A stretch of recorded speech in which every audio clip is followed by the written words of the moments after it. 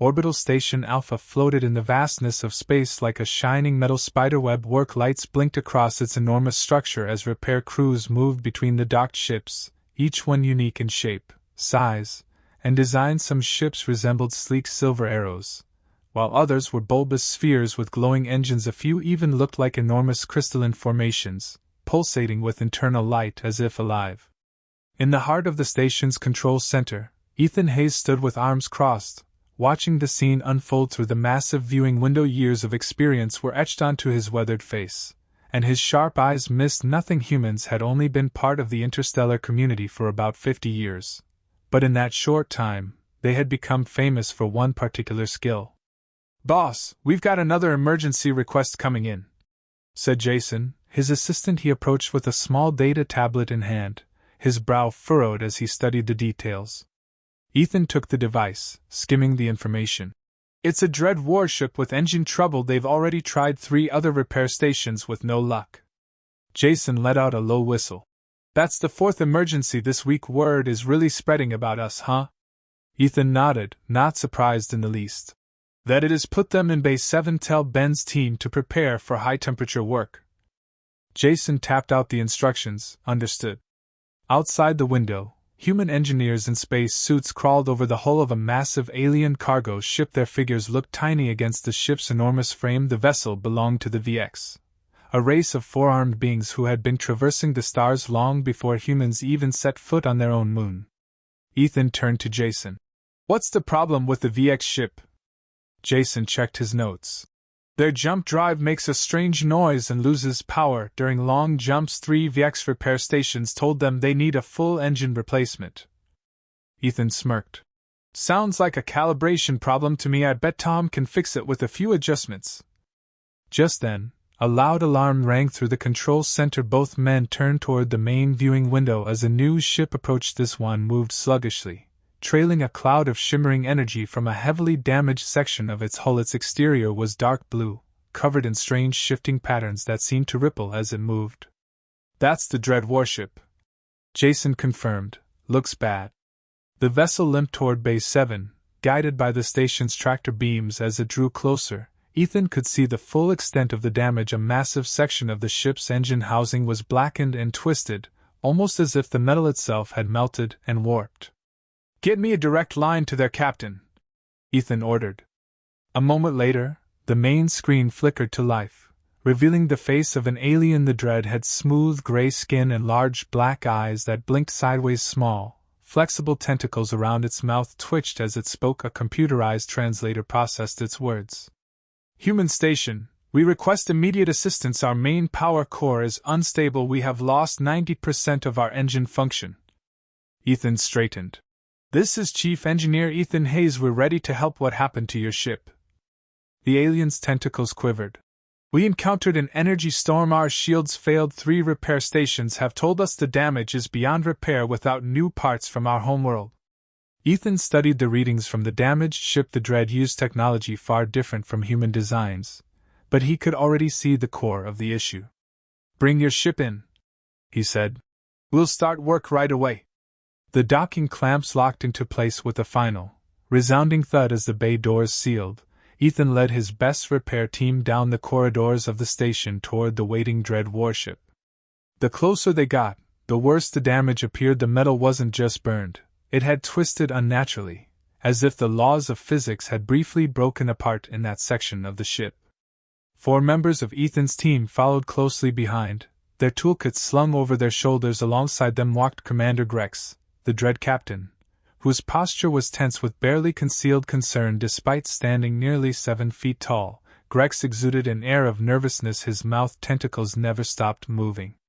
"The energy storm hit us without warning," Grex explained. "My engineers say the power core is damaged beyond repair. The other stations we visited confirmed it." Ethan ran a hand over a section of warped hull, feeling the strange texture beneath his fingertips. "Bill, check the power readings at junction point. See Mary, scan the core stability." Bill, a young engineer with a knack for understanding alien power systems, nodded and activated his scanner. "Power fluctuations are cycling every 432 seconds. Definitely not random." Mary, a former physicist, studied her complex scanning device. The core isn't completely damaged, but the containment field is failing, that's why it seems unstable. A strange buzzing noise came from Grex's translator. Ethan recognized it as a sign of surprise. You can tell this just by looking. Our engineers spent days running diagnostics. Ethan smiled faintly.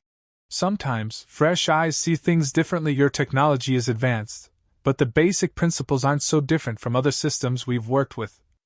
Inside the ship, the team moved carefully through narrow corridors until they reached the engine room. The chamber was massive, filled with alien equipment unlike anything found on human vessels. At its center stood a pillar of swirling energy, barely contained within flickering force fields. The sight of it sent a ripple of unease through the human engineers.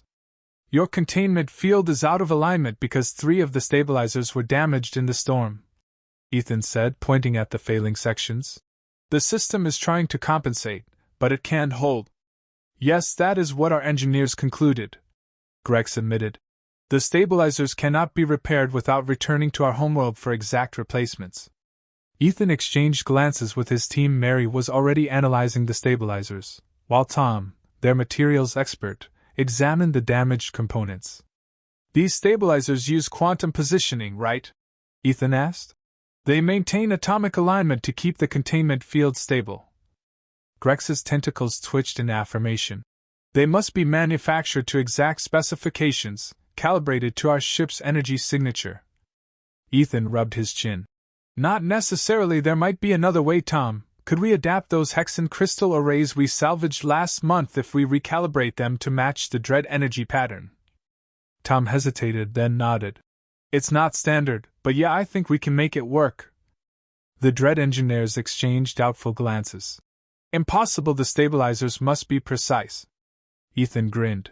We humans have a saying, there's more than one way to fix a problem. Let us try our approach. If it doesn't work, you're no worse off than before. Commander Grex's tentacles stilled as he considered the offer. Then, finally, he nodded. Very well, show us this human approach to the impossible. The workshop of Orbital Station Alpha was alive with activity tools. Word scanners beeped, and the soft hum of arc welders filled the air as engineers moved with practiced efficiency. The space station, a vast repair hub in the middle of the void, had become famous for solving problems that no other station could, and now Jack Miller and his team were about to test that reputation once again.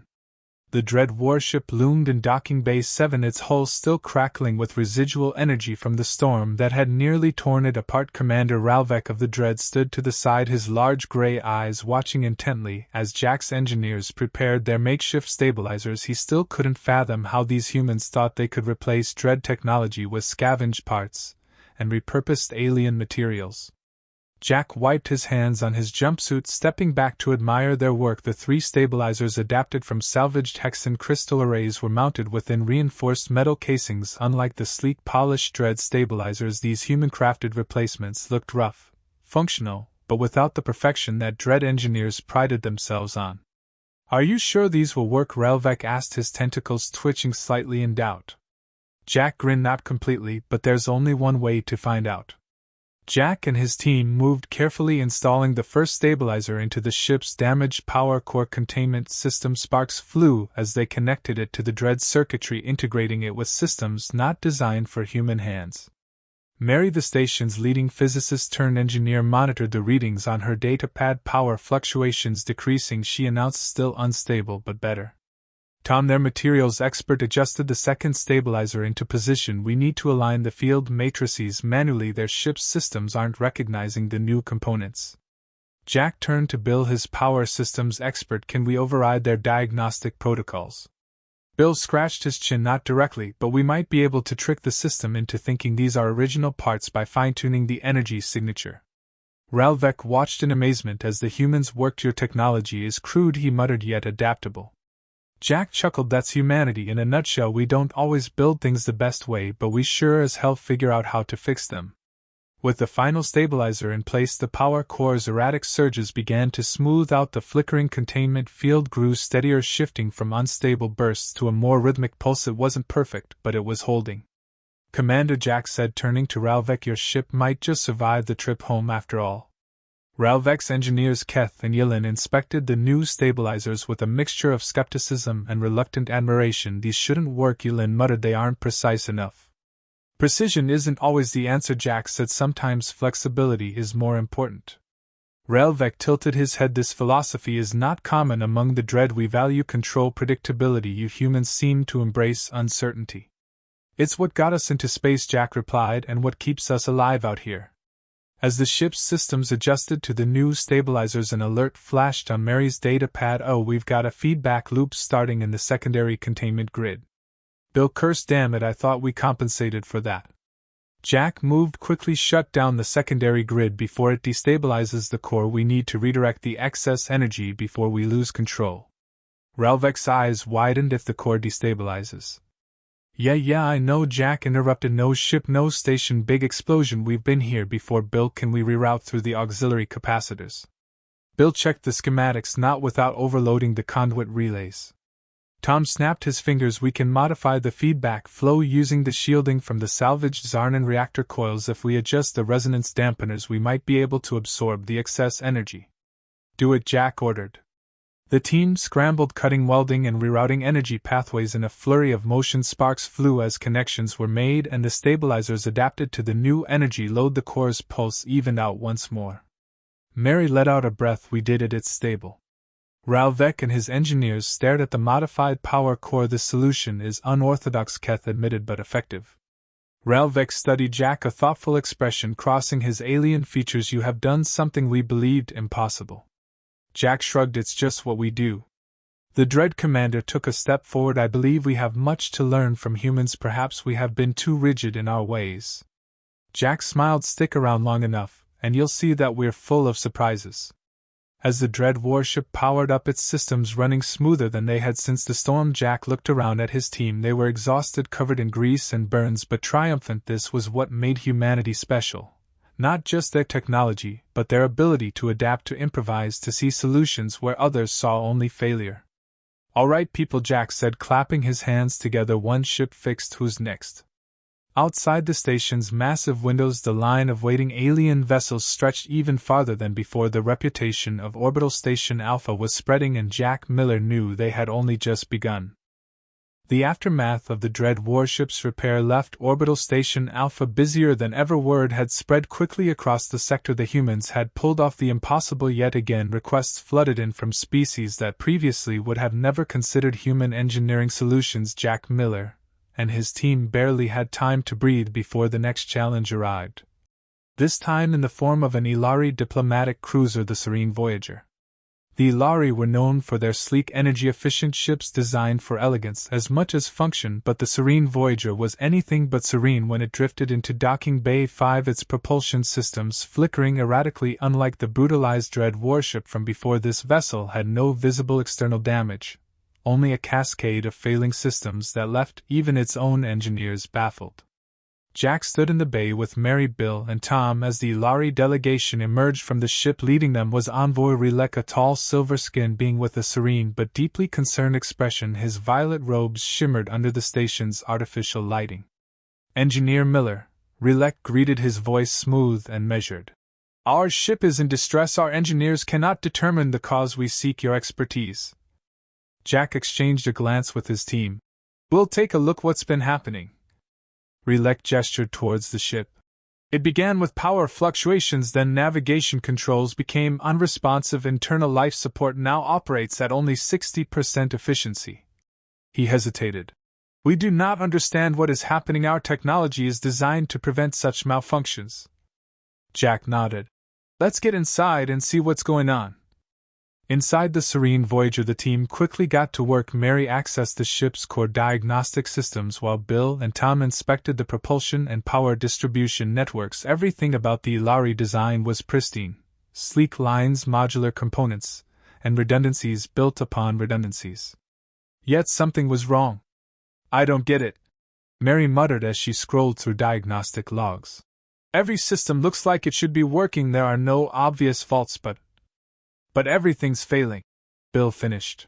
That doesn't make sense. Jack moved to the main engine controls, studying the faint energy fluctuations. It's almost like the ship is fighting itself. Tom's brows furrowed. Maybe it is. Everyone turned to him. I mean, look at the energy patterns. It's like two different sets of protocols are running at the same time, trying to override each other. Mary's eyes widened. If that's true, it would explain why nothing is working right, but why would that happen? Relek looked troubled. The Serene Voyager was recently upgraded with a new AI-assisted control system, but it was designed to integrate seamlessly with existing protocols. Jack folded his arms. Clearly it didn't. The AI is likely conflicting with your base systems, causing them to loop instead of execute commands. Relek seemed hesitant. Can it be fixed? Jack cracked his knuckles. If we can isolate the conflicting protocols, we can rewrite the integration code and force the systems to play nice, but we'll need full access to the ship's core. Relek hesitated for only a moment before nodding. Very well. For the next several hours the team worked tirelessly. Mary and Jack focused on rewriting the AI's integration subroutines while Bill and Tom fine-tuned power distribution to keep the ship stable. The Ilari engineers watched in fascination, and at times horror, as the humans improvised fixes on the fly, adjusting the AI's code in real time instead of following the methodical error-proof processes the Ilari preferred. This is reckless, one of the Ilari engineers muttered. If we make a mistake, the ship could suffer catastrophic failure. Jack grinned. That's why we don't make mistakes. Mary shot him a glare. Speak for yourself. Finally, after hours of adjustments, the AI systems rebooted. The lights flickered for a moment before stabilizing. The energy fluctuations smoothed out, and one by one the failing systems began to recover. Diagnostics show all systems operating at optimal levels, Mary announced. We did it. Relek exhaled relief, evident in his usually composed demeanor. Your methods are unconventional, but your results speak for themselves. Jack wiped his hands on his jumpsuit. That's the human way. As the Serene Voyager prepared for departure, Relek approached Jack. You have proven that your people's ingenuity is unique. The Ilari value stability and control, but perhaps we have underestimated the value of adaptability. Jack smiled. If you ever need another fix, you know where to find us. As the ship left the station, Jack turned to his team. All right, what's next? Tom gestured toward the incoming queue of distressed ships. Take your pick. Jack chuckled. The reputation of Orbital Station Alpha was spreading, and humanity's place in the galaxy was becoming something far greater than anyone had anticipated, and as always there was another impossible problem to solve, another challenge to prove that humanity's true strength lay not in perfection but in adaptability. Let's get to work. The corridors of Orbital Station Alpha were bathed in the dim glow of emergency lighting. The rhythmic hum of the station's life support systems was drowned out by the klaxon of an incoming threat. Jack Miller stood in the control center, sweat lining his brow as he surveyed the holographic tactical display. A Dred war fleet had arrived, and their intentions were clear: eradication. Ralvek, now an unlikely ally, stood beside him, his gray eyes filled with apprehension. They will not negotiate, he said. They believe your defiance is an act of war. Jack clenched his fists. We didn't sign up for a war, he said. But we sure as hell won't roll over and die. The station was not built for combat. It was a repair hub, a sanctuary for stranded ships, not a fortress. But Jack and his team had spent years turning scrap into salvation. Now, they would do the same for their survival. Mary, Jack called, turning to his chief engineer. What's the status on those shield modifications? She wiped a grease-streaked hand across her forehead. Not built for combat, but we've rerouted enough power to hold off a few barrages. Bill, the power systems expert, adjusted his glasses. We can overload the plasma coils and turn the station's hull into an electrified deterrent. Short bursts, just enough to fry anything that gets too close. Ralvek studied their work, shaking his head. Your methods are reckless. Jack smirked.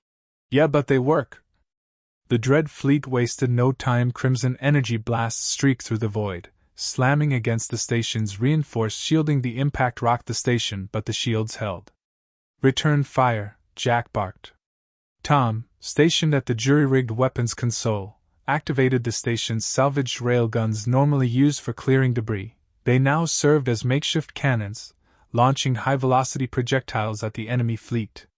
We're barely scratching them, Tom reported. We need something bigger. Jack turned to Ralvek. Your ship, can you still fight? The Dred commander hesitated, then nodded. It is not at full strength, but it will serve. Then let's make these bastards regret underestimating us. As the battle raged, the station's defenses began to falter, the shields flickered, railgun ammunition ran low, and the hull groaned under the stress of continued bombardment. Jack made a decision. We need to take the fight to them. He turned to Ralvek. You said they wouldn't expect unconventional tactics. Ralvek's tentacles twitched in confusion. Correct. Jack grinned. Then we give them something they've never seen before. He outlined his plan, a high-risk maneuver involving a series of synchronized power surges, detonating the station's discarded fuel cells as an improvised shockwave to disable the nearest Dred battleship. Mary's eyes widened. That could work, or tear us apart. Jack nodded. We don't have a choice. With the Dred fleet closing in, the station's crew scrambled to implement Jack's plan. The discarded fuel cells were tethered together and released toward the nearest enemy warship as the timing sequence activated. Jack stood by the manual override. The enemy commander, overconfident in their impending victory, did not anticipate what happened next. Jack slammed his palm onto the detonation switch. A massive shockwave rippled through space, engulfing the enemy flagship. Its shields buckled, its engines sputtered, and in seconds, the might of the Dred warship was reduced to burning debris. The remaining Dred ships hesitated. Ralvek stepped forward, opening a transmission to the fleet. You have seen what these humans can do, he said. Their ingenuity defies logic, their resilience cannot be broken. Stand down or share the fate of your fallen. Silence stretched across the comms.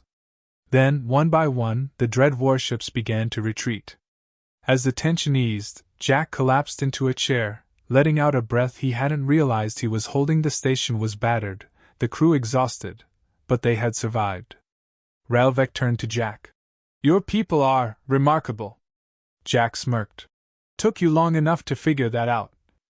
The battle had changed everything. Humanity had proven itself not just as resourceful engineers but as warriors capable of defying even the most advanced enemies. Orbital Station Alpha was no longer just a repair station.